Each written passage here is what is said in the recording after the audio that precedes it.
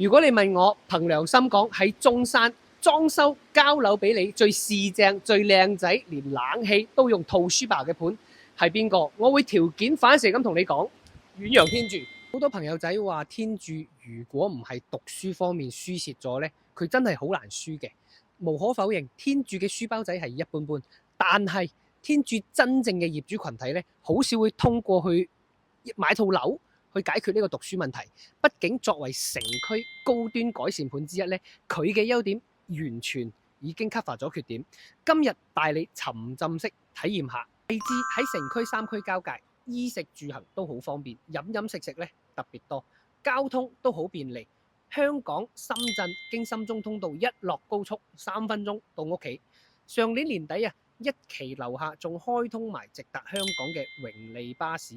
天鑄作為少有嘅下沉式園林小區咧，比傳統小區園林係更加之立體，園林景觀更加有層次，而且下沉部分可以作為後期嘅會所使用、辦公書吧、小朋友交際娛樂嘅多功能空間，仲有獨立嘅宴會廳、健身室、golf 模擬遊戲機。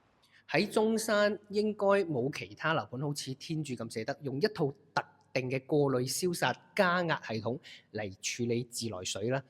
經過處理後嘅自來水咧，洗衫唔容易泛黃，玻璃唔容易起水垢，特別係皮膚過敏嘅朋友，呢套系統真係福音啊！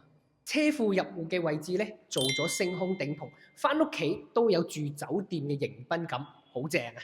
佢全部都係2梯3戶嘅。咁今日我哋會睇4個回，分別係116方、142方同埋177方，其中142方咧有2個戶型嘅。專梯入戶係大平層嘅標配，一出電梯呢個空間係你自己使用嘅。呢個142嘅橫廳設計，一入屋咧呢個就係一個家政間，然後呢個戶型係採用咗南北雙面大採光嘅設計。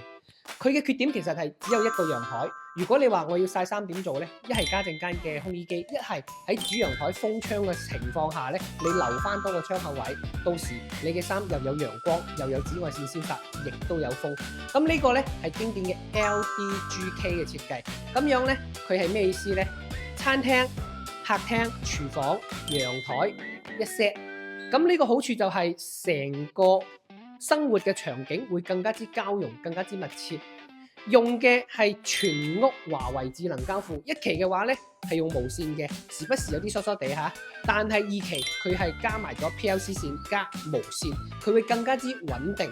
咁142方呢，佢係做咗4房2衛嘅。我哋而家再去睇下啲房間。房間嘅話其實都會係中規中矩，但係呢有個好處係佢打晒飄窗，仲有你睇睇佢嘅採光面係佔到主牆體嘅3/4。傳統嘅住宅，佢嘅採光面只有主牆體嘅1/3，所以而家嘅設計唔單止大膽，仲係好實用。咁啱啱睇完2個客房，仲有第3個客房。第3個客房隔離就係我哋嘅主人套間啦。主人套間142嘅話唔算好大，但係咧功能性係滿足嘅。佢可以做咗2排嘅2個位置嘅衣櫃位，然後咧佢主人房嘅套間咧，仲係用咗衣櫃去隔開咗，就變咗主人房嘅廁所門係唔會衝住你張床嘅。咁佢全屋嘅一個智能交付啦，有好多好出彩嘅地方，好似你一入嚟瞓覺啦，佢啲窗你會自動關啦，你通過手機啊，通過手錶啊，一啲智能系統去控制屋企嘅溫度啦、採光啦各方面嘅嘢，所以話佢嘅交付標準咧係10分高嘅。